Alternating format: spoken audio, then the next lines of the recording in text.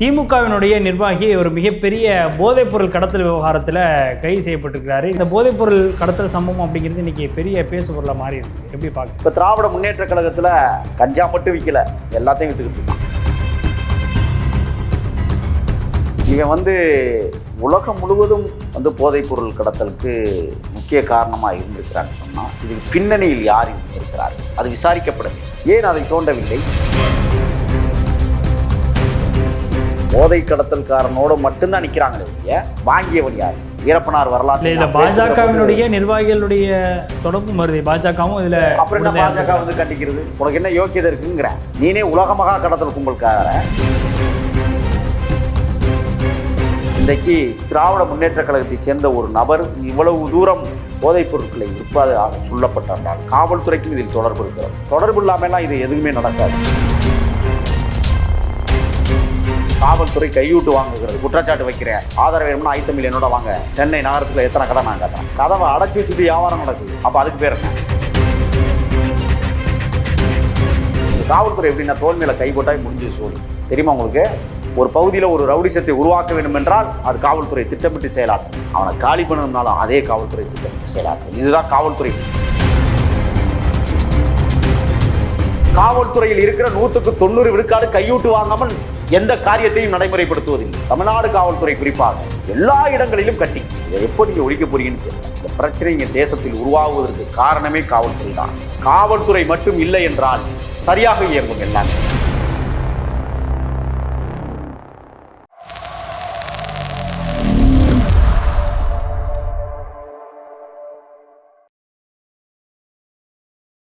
ஐத்தமிழர்களுக்கு வணக்கம். இன்றைய நேர்காணலில் நம்முடன் இணைந்திருப்பவர் தமிழ் தேசிய ஆதரவாளர் திரு முகில் அவர்கள். அவரிடம் நடப்பு அரசியல் குறித்து விவாதிக்கலாம். வணக்கம். வணக்கம். நல்லா இருக்கீங்களா? சிறப்பாக இருக்கேன். இப்போது சமீபத்தில் திமுகவினுடைய நிர்வாகி ஒரு மிகப்பெரிய போதைப்பொருள் கடத்தல் விவகாரத்தில் கைது செய்யப்பட்டிருக்கிறாரு. இது மிகப்பெரிய அளவில் இந்திய அளவில் மட்டும் இல்லாமல் உலக அளவிலே பெரிய அளவில் பேசுபொருளாகியிருக்கு. இன்றைக்கி பல்வேறு விவாதத்திற்கும் உள்ளாகியிருக்கு. இன்னும் அதிர்ச்சி தரக்கூடிய தகவல்கள்லாம் சொல்லப்படுது. ஏன்னா பல்வேறு மாநிலங்களில் இவருக்கு தொடர்பு இருந்திருக்கு. அது இல்லாமல் வெளிநாட்டிலிருந்து சில போதைப் பொருட்கள்லாம் கடத்தி கொண்டு வந்திருக்கிறாருன்ற மாதிரியான தகவல்கள்லாம் வெளியில் வந்திருக்குது. இதில் முக்கியமாக பார்க்கப்படுறது திமுக நிர்வாகி அப்படிங்கிற ஒரு காரணத்தினால தான் இது பெருசாக பேசவும் படுறாங்க.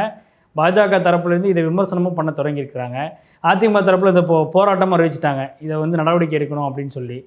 இந்த விவகாரத்தை எப்படி பார்க்குறீங்க? இந்த போதைப்பொருள் கடத்தல் சம்பவம் அப்படிங்கிறது இன்றைக்கி பெரிய பேசுபொருளாக மாறி இருக்குது. எப்படி பார்க்குறீங்க? தமிழர் தாயகத்தில் இங்கே இருக்கிற இளைஞர்களை எந்த விதமான புரட்சிகர சிந்தனைக்கு வந்துவிடக்கூடாது என்பதிலே கங்கணம் கட்டி கொண்டு எல்லா அரசியல் இயக்கங்களும் வளர்ந்து வருகிற இளைய தலைமுறையை போதைக்கு உள்ளாக்கி மாற்று சிந்தனைக்கு இடமில்லாமல் இந்த மக்களை போதையிலேயே வைத்து கொண்டிருக்கிற பாதை திட்டத்தை உருவாக்குகிற அரசுகள் தான் ஆண்டு கொண்டிருக்கிறது.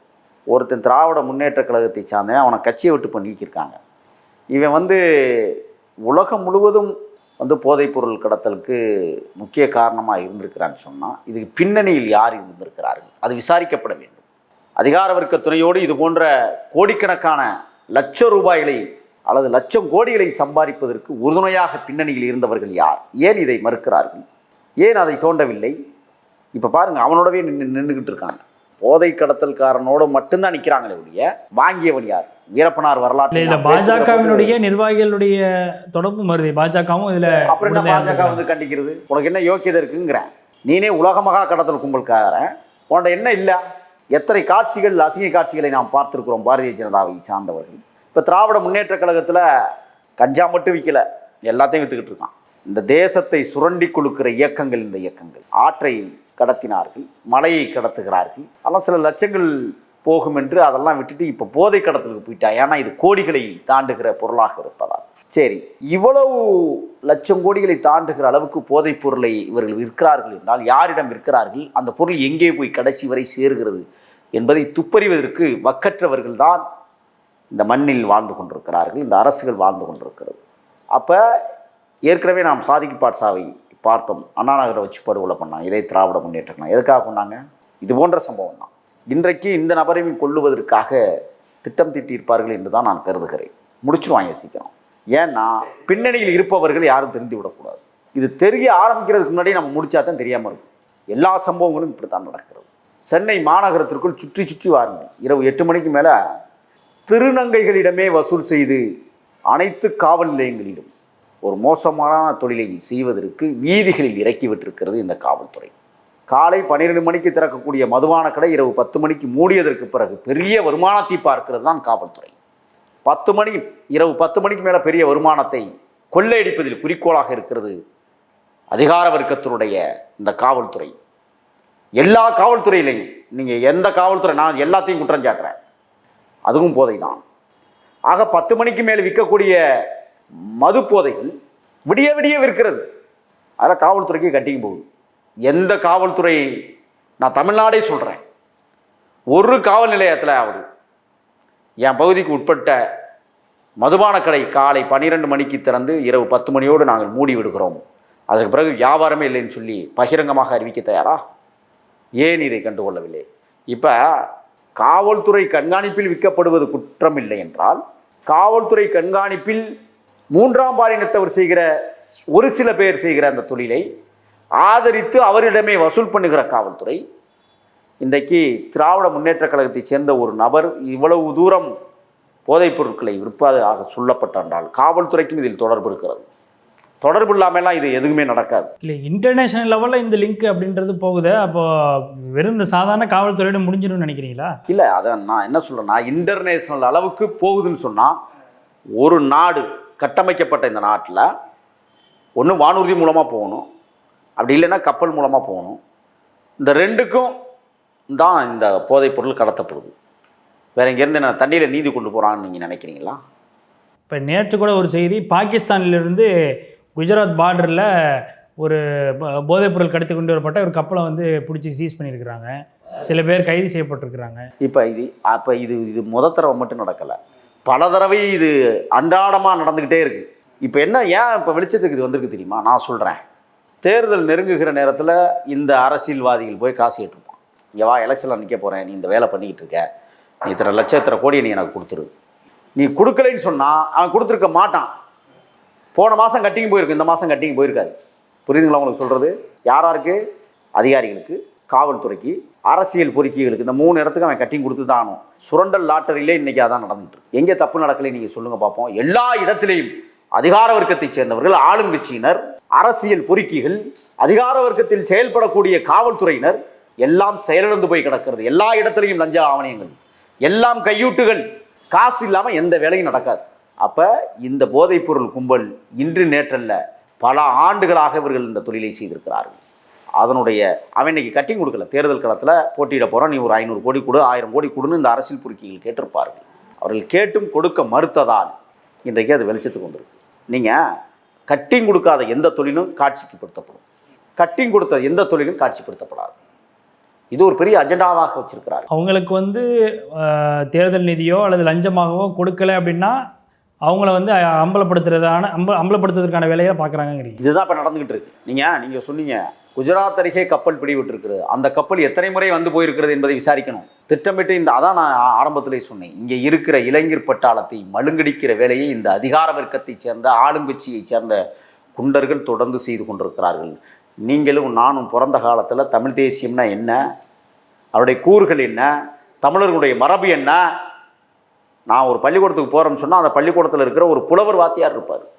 அந்த வாத்தியார் தமிழை அழகாக மாசரு பொன்னே ராகத்தோடு அந்த மணிமேகலை காப்பியத்தை சொல்லி நம்மளிடத்திலே பாடம் பிடித்தினார். இன்றைக்கி எந்த புலவர் வாத்தியாராவது பள்ளிக்கூடத்தில் உண்டா? எந்த பள்ளிக்கூடத்திலையாவது தமிழுக்கென்று ஒரு வாத்தியார் போட்டவர் தமிழில் பேசுகிறாரா? ஏன்னா அவரே லஞ்சம் கொடுத்துட்டு தான் அந்த பதவிக்கு வந்திருப்பார். அவன் நடத்தணும். ஏன் சாதிய வன்கொடுமைகள் நடக்கிறது? அதுவும் இதான் காரணம். அடிப்படை கல்வி தத்துவத்தை மாற்ற வேண்டும். இன்னைக்கு இந்த போதைப்பொருள் கும்பல் இவ்வளவு தூரம் பெருசாக பண்ணிக்கிட்டு இருக்காங்கன்னு சொன்னால், ஆளுங்கட்சியோட துணை இல்லாமல், காவல்துறையினுடைய வழி இல்லாமல் இது நடந்திருக்க வாய்ப்பே இல்லை. ஆகையால் இவ்வளவு பெரிய போதை கும்பலுக்கும் பின்னணி காரணங்கள் ஆண்டு கொண்டிருக்கிற அதிகார வர்க்கத்தை சேர்ந்த அரசியல் கட்சியை சேர்ந்தவர்களும் குறிப்பாக காவல்துறையும் இதுக்கு பொறுப்பேற்க வேண்டும். ஏனென்றால் நான் ஏன் காவல்துறையை சொல்கிறேன்னு சொன்னால், இதுக்கு முன்னாடி அவன் கட்டிங் வாங்கியிருப்பான், இப்போ கட்டிங் கொடுக்கல, காட்டி விட்டுறான். நீங்கள் காவல்துறை எப்படின்னா தோல் மேலே கை போட்டால் முடிஞ்சது சோழி. தெரியுமா உங்களுக்கு? ஒரு பகுதியில் ஒரு ரவுடிசத்தை உருவாக்க வேண்டும் என்றால் அது காவல்துறை திட்டமிட்டு செயலாற்றும். அவனை காலி பண்ணணும்னாலும் அதே காவல்துறை திட்டமிட்டு செயலாற்றும். இதுதான் காவல்துறை புத்தி எல்லா இடங்களிலும்.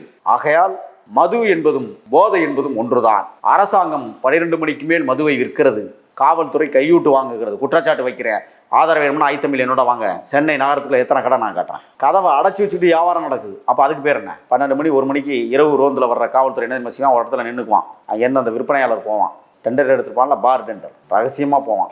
போயிட்டு அப்படியே கை இப்படி தான் வாங்குவாங்க. அது தெரியுமா அவங்களுக்கு?